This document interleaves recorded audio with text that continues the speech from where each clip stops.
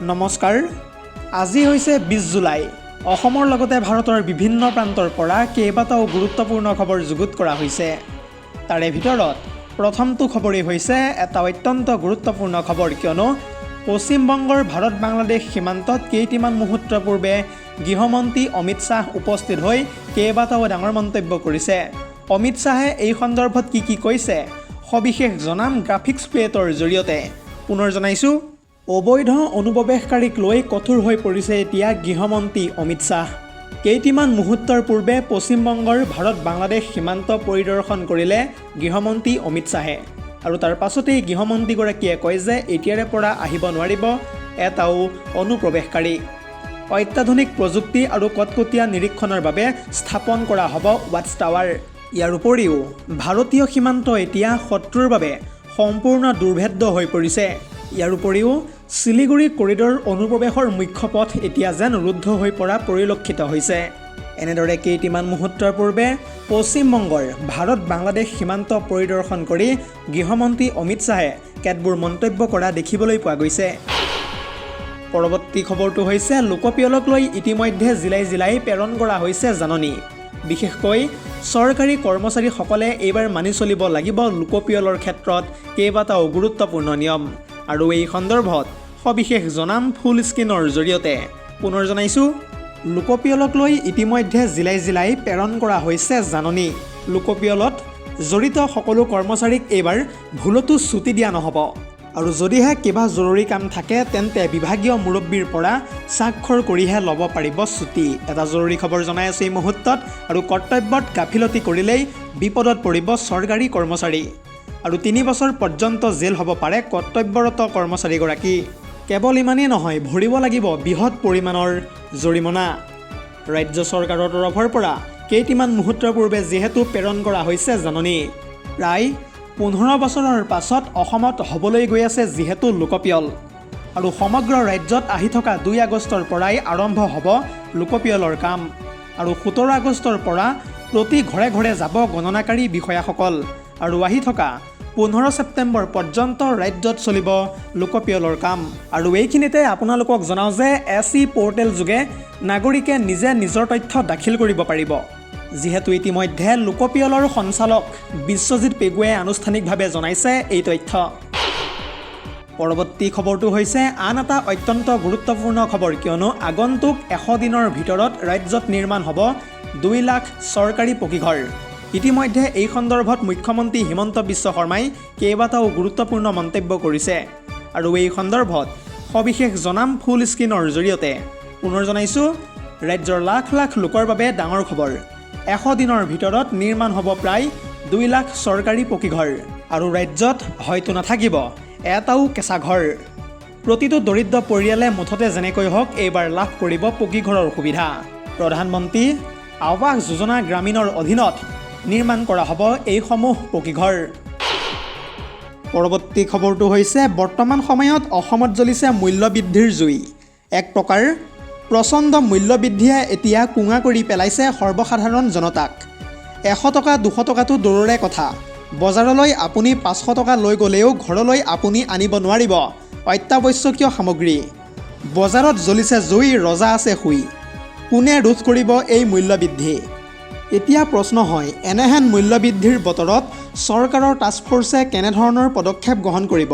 চিলিণ্ডাৰৰ পৰা আৰম্ভ কৰি আলু পিঁয়াজ পৰ্যন্ত বাঢ়িছে এতিয়া মূল্য। এইখিনিতে আপোনালোকক জনাওঁ যে আলু পিঁয়াজ, জিকা তৰৈ, ধনিয়া, তিয়ঁহ, গাজৰ এনেধৰণৰ পাচলিৰ প্ৰতি কেজিত 10 টকাৰ পৰা 30 টকা পৰ্যন্ত এতিয়া মূল্যবৃদ্ধি হৈছে। আৰু আনফালে চেনি, চাউল, আটা, মিঠাতেল, দাইল আদিৰ দৰে প্ৰতি কেজিত 20 টকাৰ পৰা 40 টকা পৰ্যন্ত দাম বৃদ্ধি পাইছে। সাধাৰণ জনতাৰ মূৰত প্ৰচণ্ড মাধমাৰ সোধাই ধাৰাবাহিকভাৱে দাম বৃদ্ধি হৈছে এতিয়া অসমত। যিহেতু ইতিমধ্যে মূল্যবৃদ্ধি ৰোধ কৰিবলৈ প্ৰতিখন জিলাই জিলাই গঠন কৰা হৈছিল একোখন টাস্ক ফ'ৰ্চ, কিন্তু যেন নামত গঠন কৰা 8জনীয়া টাস্ক ফ'ৰ্চ এতিয়া নিৰুদ্দেশ হ'ল, যাৰ ফল ভুগিছে এতিয়া প্ৰতিগৰাকী সৰ্বসাধাৰণ জনতাই। দৰ্শকসকল, আৰু বহুতো গুৰুত্বপূৰ্ণ খবৰ আছে। যদিহে আপুনি এতিয়ালৈকে এই ভিডিঅ'টোত লাইক কৰা নাই তেন্তে এতিয়াই লাইক কৰি দিয়ক, আৰু এনেধৰণৰ খবৰসমূহ সদায় পাই থাকিবৰ কাৰণে চেনেলটো ছাবস্ক্ৰাইব কৰি কাষতে থকা বেল আইকনটো প্ৰেছ কৰি ৰাখিব। আজিৰ আমাৰ পৰৱৰ্তী খবৰটো হৈছে দ্বিতীয় বিবাহক লৈ পুনৰবাৰ সৰব হৈ পৰিছে মুখ্যমন্ত্ৰী হিমন্ত বিশ্ব শৰ্মা। প্ৰথমা পত্নীৰ অভিযোগৰ ভিত্তিত মুখ্যমন্ত্ৰীৰ নিৰ্দেশত ইতিমধ্যে গ্ৰেপ্তাৰ কৰা হৈছে আৰক্ষীক। আৰু এই সন্দৰ্ভত সবিশেষ জনাম ফুল স্ক্ৰীনৰ জৰিয়তে। পুনৰ জনাইছোঁ, দ্বিতীয় বিবাহ কৰা স্বামীৰ বিৰুদ্ধে একশ্যন আৰম্ভ কৰিছে ইতিমধ্যে হিমন্তৰ চৰকাৰে। প্ৰথমা পত্নীৰ অভিযোগৰ ভিত্তিত গ্ৰেপ্তাৰৰ নিৰ্দেশ প্ৰদান মুখ্যমন্ত্ৰী হিমন্ত বিশ্ব শৰ্মাৰ। তথ্য অনুসৰি নলবাৰীৰ এগৰাকী মহিলাৰ অভিযোগৰ ভিত্তিত একশ্যন আৰম্ভ কৰিছে হিমন্তৰ চৰকাৰে।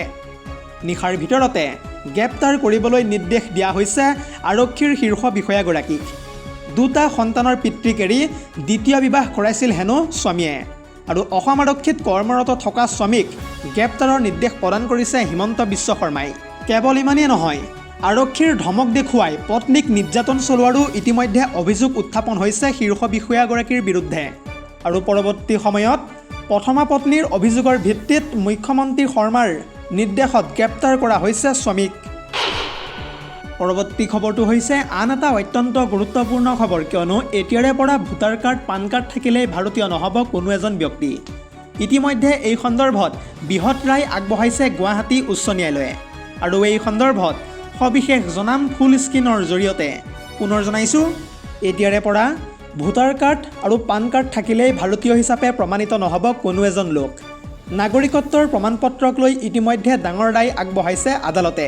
ইতিমধ্যে গুৱাহাটী উচ্চ ন্যায়ালয়ৰ ফালৰ পৰা স্পষ্ট ৰূপত কৈ দিয়া হৈছে যে পান কাৰ্ড নাইবা ভোটাৰ কাৰ্ড নাগৰিকত্বৰ প্ৰমাণপত্ৰ হিচাপে এতিয়াৰে পৰা গ্ৰহণযোগ্য নহ'ব। নাগৰিকত্ব প্ৰমাণৰ বাবে সঠিক বংশবৃক্ষৰ তথ্য প্ৰমাণ থকাটো আৱশ্যক।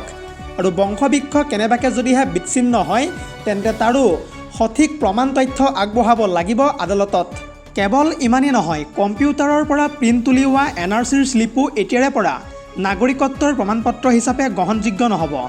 এগৰাকী লোকক বিদেশী ঘোষণা কৰা ৰায়ৰ প্ৰত্যাহ্বানৰ গোচৰত ইতিমধ্যে এই ৰায় প্ৰদান কৰিছে গুৱাহাটী উচ্চ ন্যায়ালয়ে। পৰৱৰ্তী খবৰটো হৈছে আন এটা অত্যন্ত গুৰুত্বপূৰ্ণ খবৰ, কিয়নো আহি থকা 3 আগষ্টৰ পৰা কোনে কোনে লাভ কৰিবলৈ গৈ আছে অৰুণোদয় আঁচনিৰ ধন। ইতিমধ্যে এই সন্দৰ্ভত কেইবাটাও গুৰুত্বপূৰ্ণ মন্তব্য কৰিছে মুখ্যমন্ত্ৰী শৰ্মাই। আৰু এই সন্দৰ্ভত সবিশেষ জনাম গ্ৰাফিক্স প্লেটৰ জৰিয়তে। পুনৰ জনাইছোঁ, অসমত বন্ধ হৈ থকা অৰুণোদয়ৰ প্ৰথম কিস্তিৰ ধনক লৈ আহি গ'ল এটা জৰুৰী খবৰ। আহি থকা 3 আগষ্টৰ পৰা পোনে পোনে একাউণ্টত সোমাব অৰুণোদয়ৰ ধন। 1250 টকা লাভ কৰিবলৈ গৈ আছে অৰুণোদয়ৰ প্ৰতিগৰাকী হিতাধিকাৰীয়ে। এইখিনিতে আপোনালোকক জনাওঁ যে নতুন চৰকাৰৰ প্ৰথম কিস্তিৰ ধন লাভ কৰিব অসমৰ প্ৰায় 40 লাখ হিতাধিকাৰীয়ে। মুখ্যমন্ত্ৰী হিমন্ত বিশ্ব শৰ্মাই ফেচবুক যোগে ইতিমধ্যে আগবঢ়াইছে এই ভাল খবৰটো। পৰৱৰ্তী খবৰটো হৈছে কেইটিমান মুহূৰ্তৰ পূৰ্বে মাৰ্কিন ৰাষ্ট্ৰপতি ডনাল্ড ট্ৰাম্পক ইৰাণৰ ছুপ্ৰিম লিডাৰ মুস্তাফা খামিনীয়ে মুকলিকৈ হুংকাৰ প্ৰদান কৰি কেইবাটাও গুৰুত্বপূৰ্ণ মন্তব্য কৰা দেখিবলৈ পোৱা গৈছে। আৰু এই সন্দৰ্ভত সবিশেষ জনাম ফুল স্ক্ৰীনৰ জৰিয়তে। পুনৰ জনাইছোঁ, আমেৰিকাৰ আক্ৰমণলৈ ভুলতো ভয় নকৰে ইৰাণে। ডনাল্ড ট্ৰাম্পক এইবাৰ মুকলিকৈ ধমক দিলে মুস্তাফা খামিনীয়ে। ইতিহাসত পাহৰিব নোৱাৰা শিক্ষা দিয়া হ'ব এইবাৰ আমেৰিকাক। এয়া মন্তব্য ইৰাণৰ ছুপ্ৰিম লিডাৰ মুস্তাফা খামিনীৰ। আৰু অতি শীঘ্ৰেই ইৰাণত আক্ৰমণ বন্ধ নকৰিলে লোৱা হ'ব ভয়ংকৰ প্ৰতিশোধ। এনে শিক্ষা দিম এইবাৰ ট্ৰাম্পক, কেতিয়াও পাহৰিব নোৱাৰিব ৰাষ্ট্ৰপতি ট্ৰাম্পে। আমেৰিকাৰ এটা ছত্ৰও ভুলতো পালন নকৰে ইৰাণে। ইৰাণৰ সমৰ্থিত প্ৰতিখন ৰাষ্ট্ৰই এতিয়া প্ৰত্যুত্তৰ দিবলৈ সাজু আমেৰিকাক। ইতিমধ্যে আমেৰিকাক আক্ৰমণ কৰিবলৈ সম্পূৰ্ণৰূপে সাজু ইৰাণক সমৰ্থন কৰা প্ৰতিখন দেশেই। আৰু চুক্তি ভংগ হোৱাৰ পিছত সপ্তমবাৰলৈ ইৰাণত যিহেতু ইতিমধ্যে আক্ৰমণ কৰিছে আমেৰিকাই। আমেৰিকাৰ আক্ৰমণৰ পাছতে খামিনীয়ে এনেদৰে এতিয়া মুকলিকৈ হুংকাৰ প্ৰদান কৰি ডাঙৰ মন্তব্য কৰিছে। ইতিমধ্যে যিহেতু ইৰাণৰ আক্ৰমণত মৃত্যু হৈছে আমেৰিকাৰ প্ৰায় 16 গৰাকীতকৈও অধিক সৈনিক। News desk report, ZD news.